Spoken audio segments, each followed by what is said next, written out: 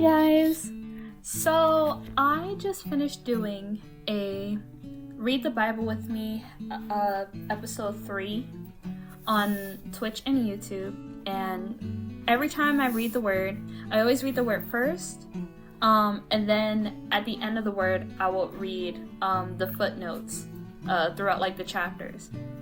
And one of them I was basically thinking about because something like really stuck out to me, and at first I was confused. So one of the footnotes that I have read was righteousness by faith, and it stems from Genesis chapter 15 verse 6. And I'm gonna tell you my confusion, and I will tell you like what God had like dropped in like my spirit of how I can understand it after I read this footnote, because I really want to share this with you. So, righteousness by faith, that stems from Genesis 15 verse 6. Hebrews describes faith as showing the reality of what we hope for and the evidence of what we cannot see. Hebrews 11 verse 1. Mind you, this is New Living Translation. When God promised Abraham that he would have descendants that were numerous as the stars, Abraham believed the Lord, and, quote, the Lord counted him as righteous because of his faith. Genesis 15, verse 5 through 6.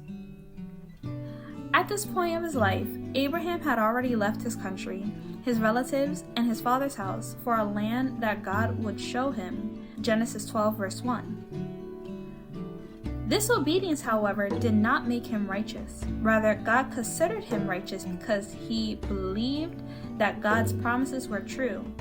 Abraham acted upon those promises, trusting that God would be faithful. The New Testament affirms that Abraham was righteous because he had faith in God's promises. Romans 4, verse 1 through 5, and verse 13 through 22. However, it goes a step further, noting that it wasn't just Abraham's benefit that he was counted righteous. It also was for the benefit of those who believed that God raised Jesus from the dead after he died for our sins on the cross. It assures us that we will be counted as righteous if we have faith. Romans 4, verse 24. Like Abraham, no amount of obedience will make us righteous before God. That's the end quote.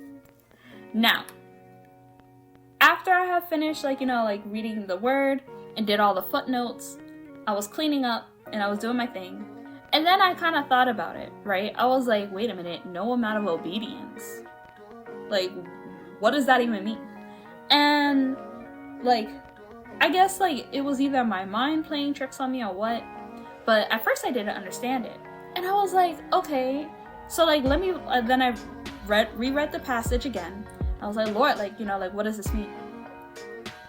And how this actually made the word tangible to me, or the footnote tangible to me, is that faith is the prequel to obedience. It enacts, and it is the prequel to being obedient, right?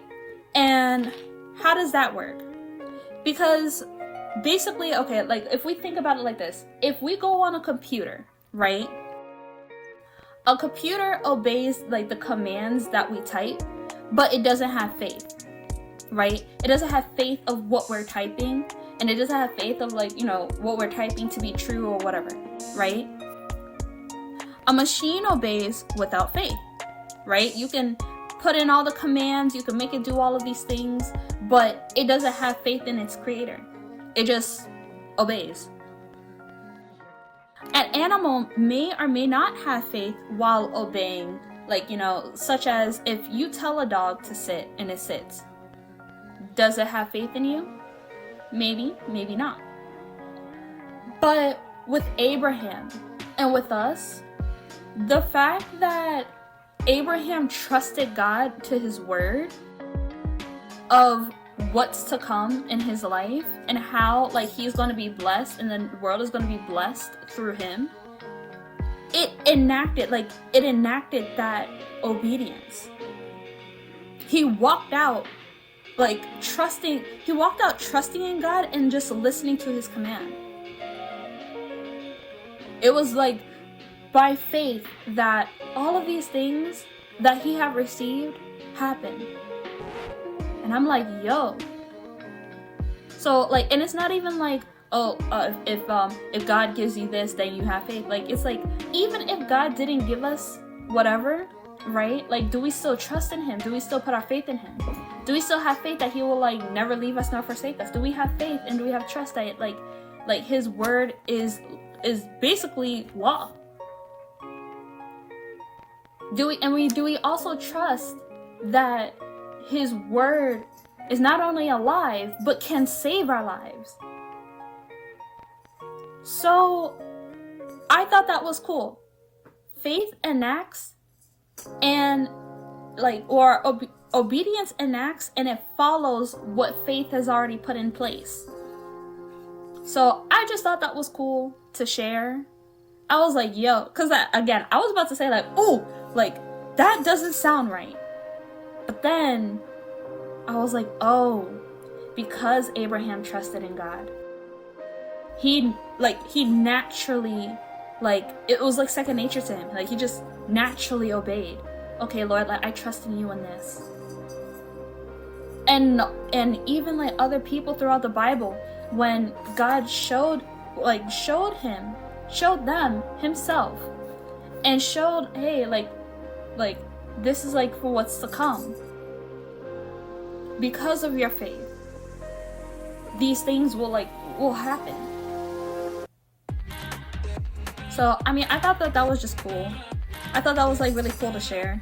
And again, like, God doesn't have to like give us the things that like, you know, that we ask for. Again, like ultimately, like it's up to him of if he wants to give these things to us, and if it blesses us or his knows our protection. But yeah, like, and faith like comes with love and obedience. It kind of goes like hand in hand. So I thought that was cool to share. So if anybody was confused just as me, there it is. So I love you guys, and I will see y'all next time.